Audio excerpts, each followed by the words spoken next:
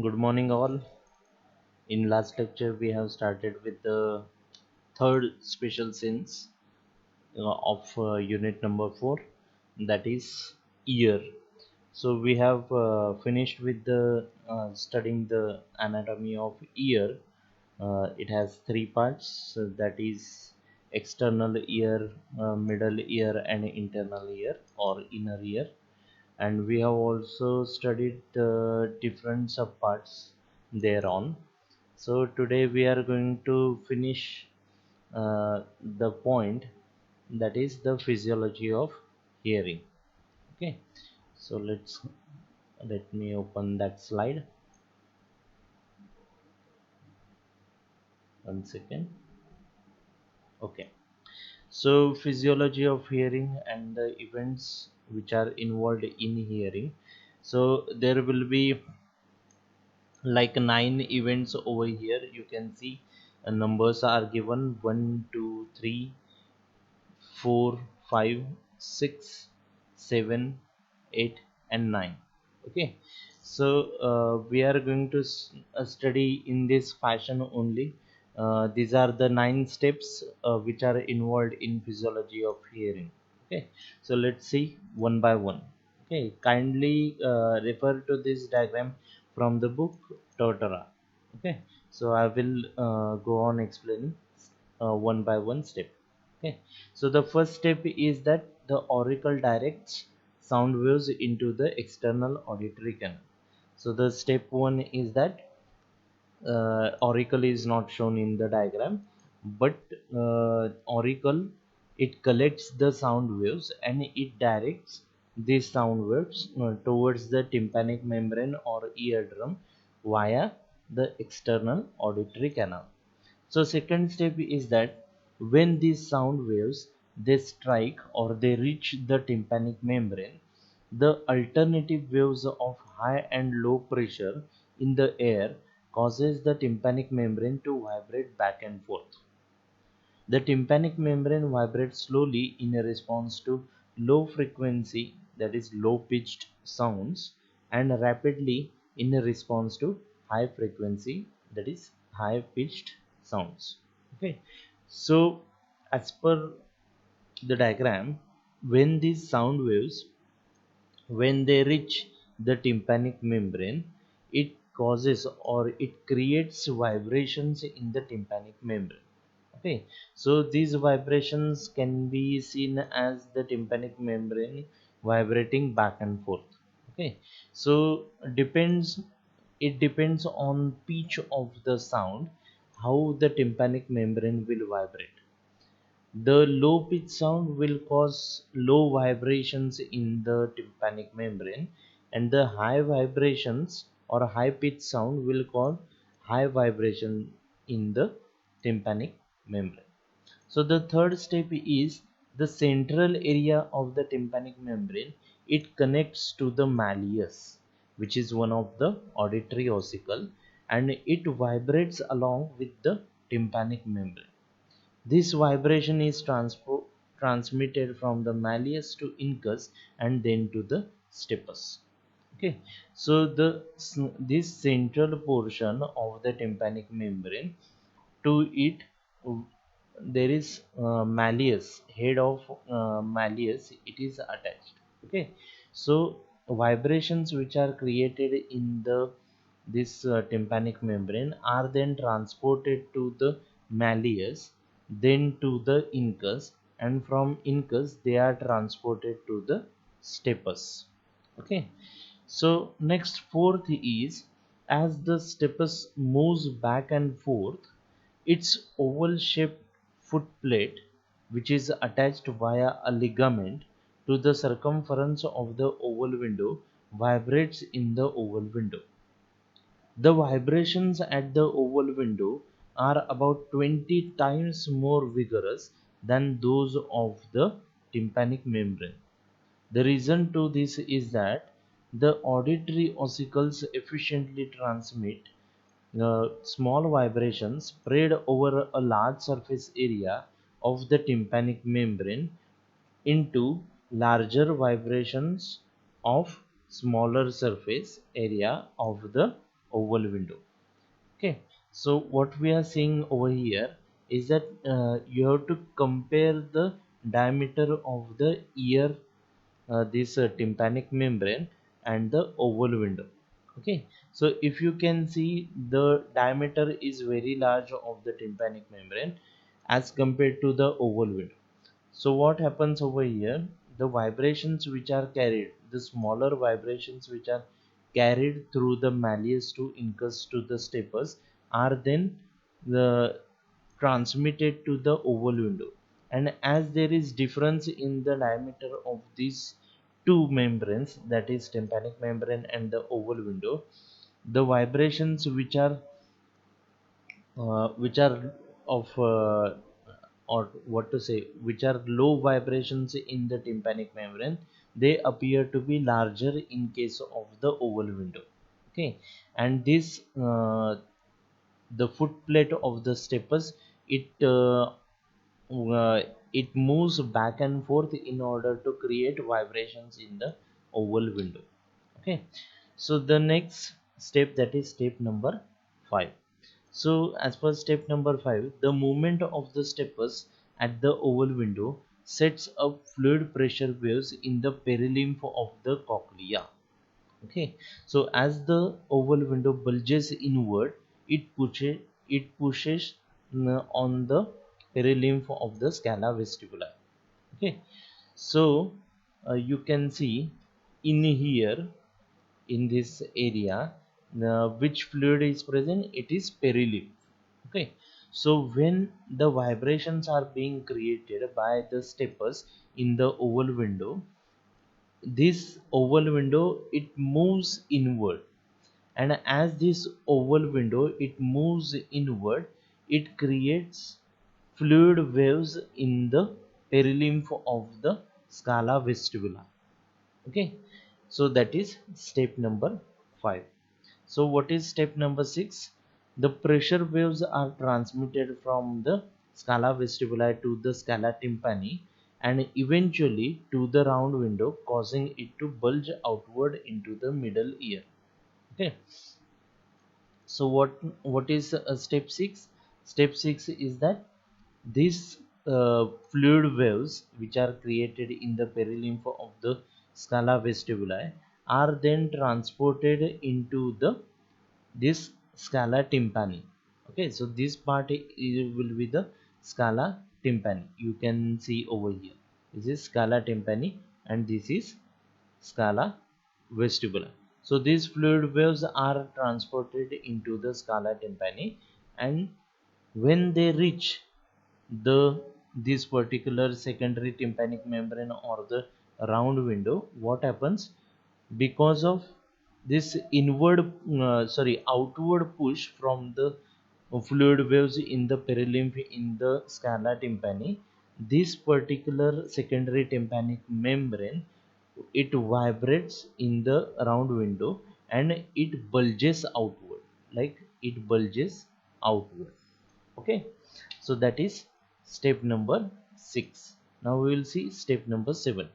So the pressure waves travel through perilymph of the scala vestibuli, then the vestibular membrane, and then move into the endolymph inside the cochlear duct. Okay, so what happens in step 7, that whatever fluid waves created in the scala vestibuli are then transported to the vestibular membrane, that is this vestibular membrane. These fluid waves cross the vestibular membrane and enter in here, this yellow colored thing, it is the endolymph of the cochlear duct.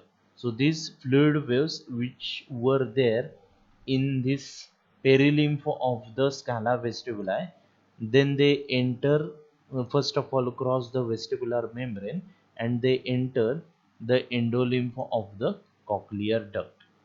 Okay, so then next step number 8, the pressure waves in the endolymph cause basilar membrane to vibrate.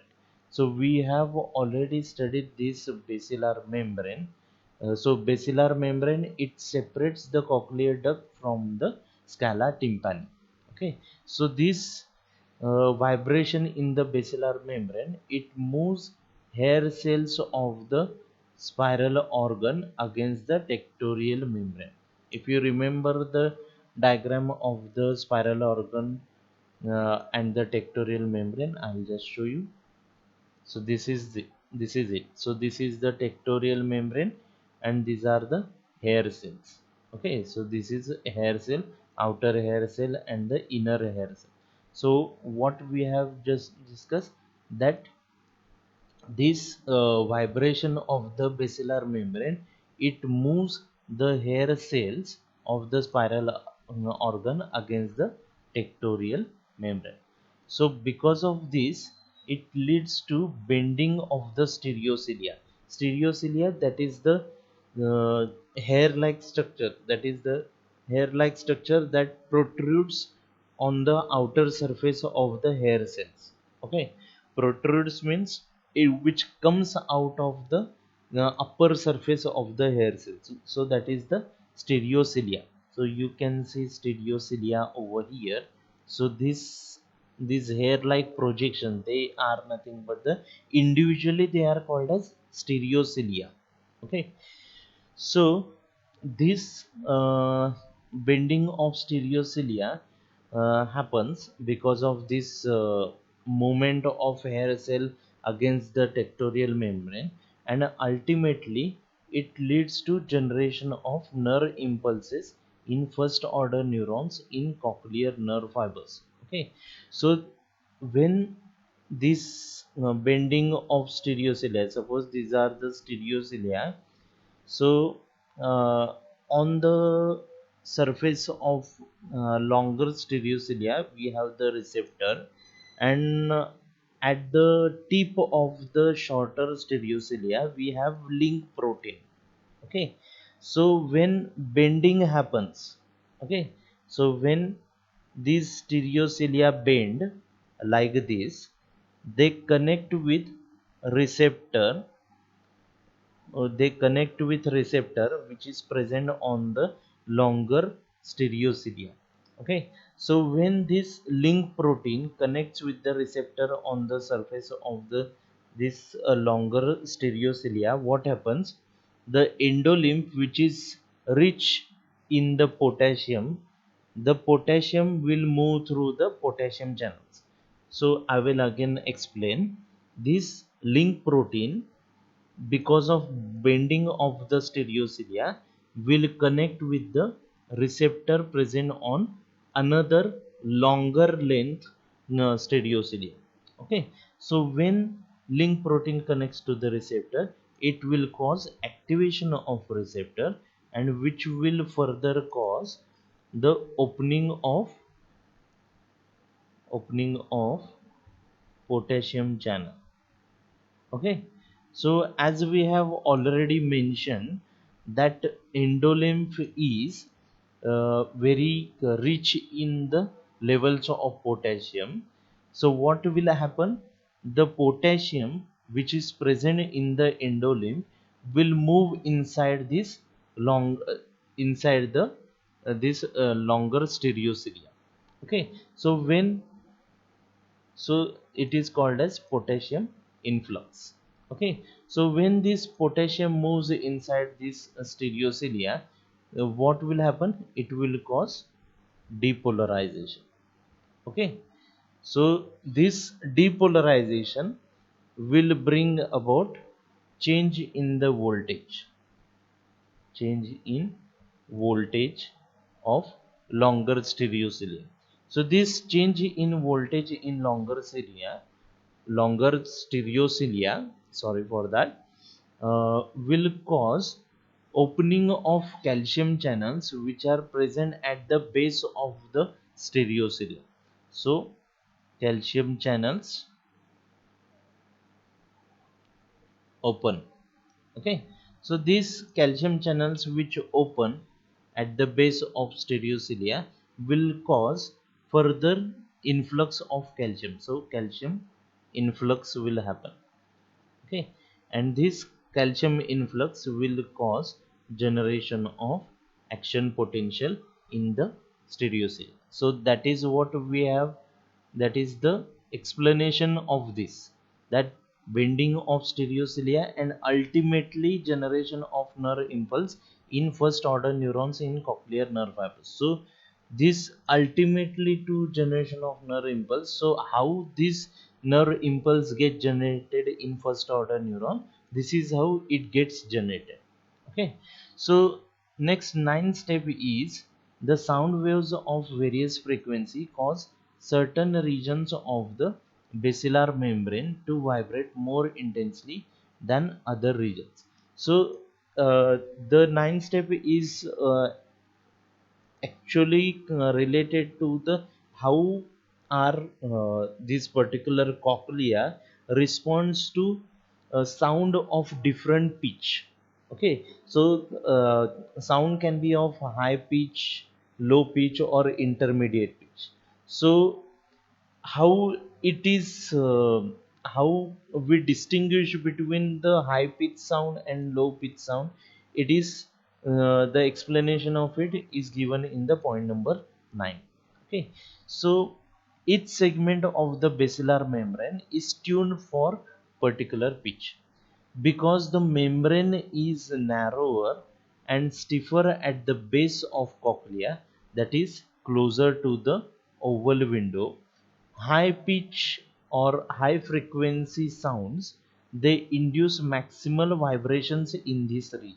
So you should understand very clearly, if the sound frequency is low pitch, then there will be no vibrations in this area which is closer to the oval window.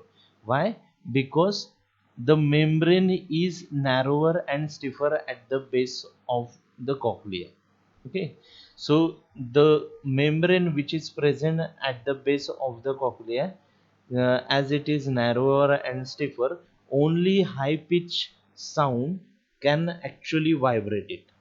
There is no possibility that low pitch sound can vibrate it. Okay, so towards the apex of cochlea, the basilar membrane is wider and more flexible. So in this area, low frequency or low pitch sounds, they cause maximal vibration of the basilar membrane. Okay, so you can distinguish it in this way, like that in the area which is closer to the oval window, high pitch sounds, they cause maximum vibration. Okay, and also it is true that when the same sound waves reach the apex of the cochlea, they there also they will cause vibration of the basilar membrane, because they are high pitched sounds. So they will cause the entire membrane to vibrate, but that is not true for the low pitch sound. Okay, what about low pitch sound then? Low pitch sound will only vibrate the membrane which is present at the apex of the cochlea. It will have no effect on the part of membrane which is closer to the oval window, as it is narrower and stiffer. Okay, so loudness is determined by the intensity of sound waves. Okay, so high intensity sound waves cause larger vibrations of the basilar membrane. This is common sense. Okay, so in case I will give one example of this. When we say that if wind is flowing with very large intensity, that means it is flowing at very fast, then the waves that occur in sea, they are also of that much, they are very large waves that are created in the sea. But in case of low wind, it causes very low tide. Okay, so that is the thing. So if the sound waves they are of high frequency or high intensity, they will cause huge waves in the endo in the perilymph of the scala vestibuli as well as scala tympani. Okay, so if low intensity sound waves are there, then they will also cause the low vibrations into the basilar membrane.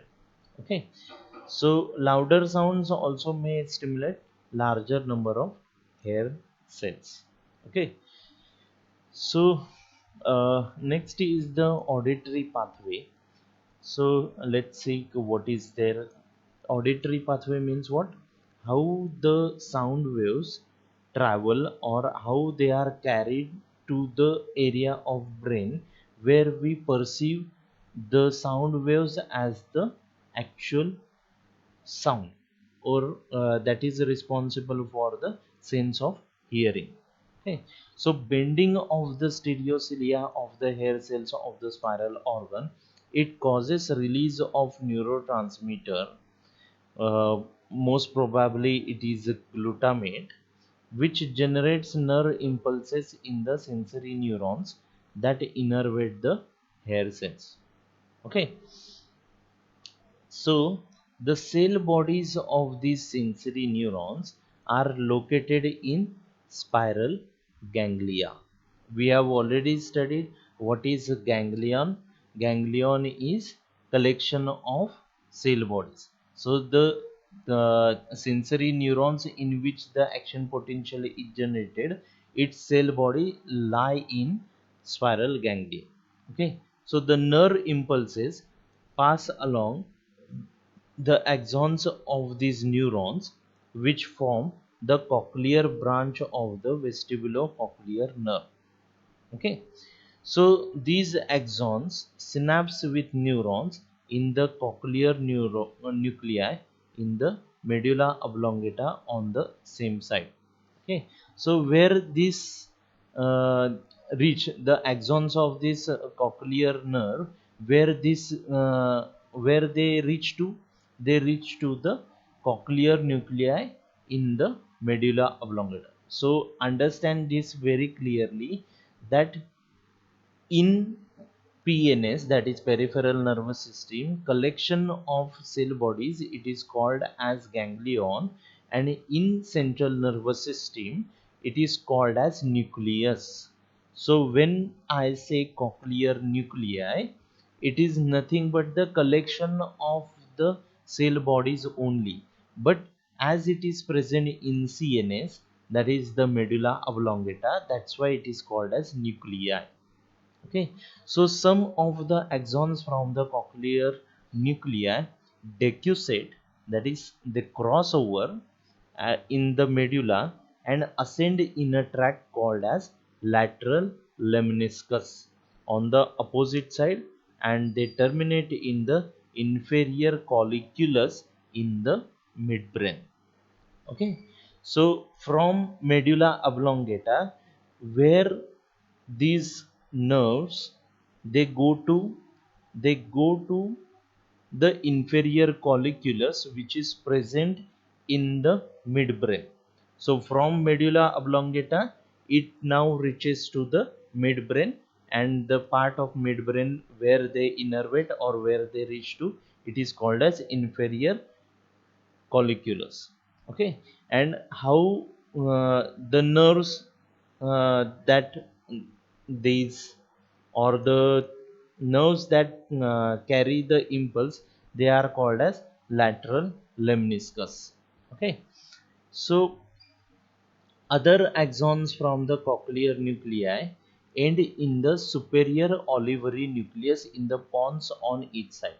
So most of the axons they reach to the midbrain, that is in colliculus, but some of the axons they reach to the superior olivary nucleus of the pons.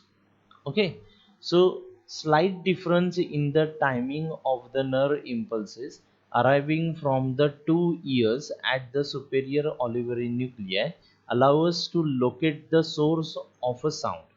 Okay, so this can be felt whenever a train, bus, or a simple any vehicle which is passing in front of you. Okay, so whenever what happens, if you're standing or if you are waiting for a train to come and you're standing in a station, okay, so a train is coming from the right and it will be going to the left side, okay. So when train approaches the station, so it makes some noise. So that time the sound waves that your right ear catches, they reach faster to the pons as compared to the sound waves that are caught by your left ear. So as the sound waves from the right ear, they reach faster as compared to the left ear, you actually can locate from where the train is coming from. So from this you can easily guess that train is coming from the right side, okay. So that is the explanation to this, okay. Axons from the superior olivary nuclei also ascend in the lateral lemniscus tracts on both sides and they end up in the inferior colliculi, okay. So ultimately where they reach to, that is the inferior colliculi of the midbrain. But some of the axons, they take a midpoint stop at the pons and then they go to the this inferior colliculi, and the rest of the axons they directly reach to the inferior colliculi, okay. So from each inferior colliculus, nerve impulses are conveyed to the medial geniculate nucleus in the thalamus. So from the midbrain, where the nerve impulse now go to, they go to medial geniculate nucleus, which is present in the thalamus. And finally from this medial geniculate nucleus, the nerve impulse travel to its last stop, that is primary auditory area of the cerebral cortex in the temporal lobe of the cerebrum, okay. So it is shown over here that the cochlear branch of the vestibular cochlear nerve, it first of all will reach to the this medulla oblongata, the cochlear nuclei of the medulla oblongata. And from this medulla oblongata, some of the axons they will decussate and run in the lateral lemniscus and will reach to the inferior colliculus in the midbrain, okay. So this is where they will reach. And other axons, they will take a stop in the pons, that is in superior olivary nucleus, okay. So from there they will again meet with the lateral lemniscus and will reach to the inferior colliculus in the midbrain. So from inferior colliculus in the midbrain, they will now go to the medial geniculate nucleus of the thalamus. And from this medial geniculate nucleus of the thalamus, they will reach to the primary auditory area of the cerebral cortex. So this is the site of the brain where uh, actually we perceive the sense of sound, okay. So that's all with the physiology of hearing. Thank you.